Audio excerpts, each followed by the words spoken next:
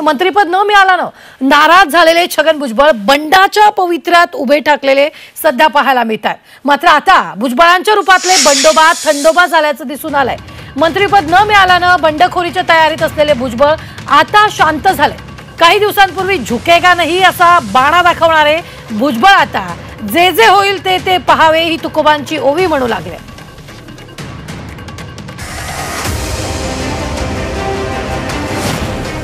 छगन भुजबळांच्या बंडोबाचा थंडोबा।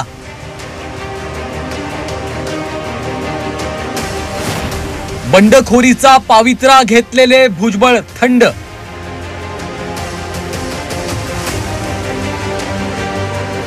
झुकेगा नाही म्हणणाऱ्या भुजबळांची मवाळ भूमिका।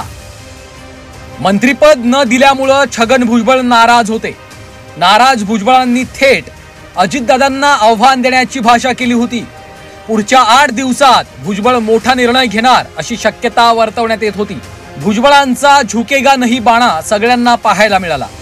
लवकरच राज्याच्या राजकारणात मोठा भूकंप होईल अशी शक्यताही होती।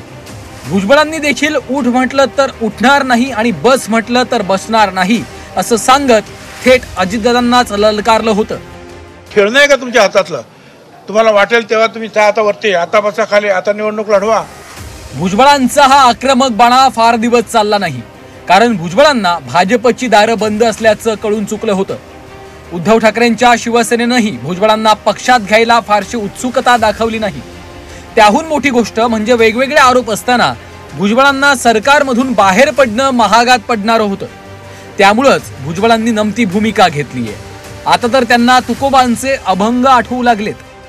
हेही डोक्यातून काढून टाका की मला मंत्रिपद मिळालं नाही, मला ते मिळालं पाहिजे म्हणून कोणाला तरी काढा, असं काही माझ्या मनात आहे, हे सुद्धा येणं अशक्य आहे।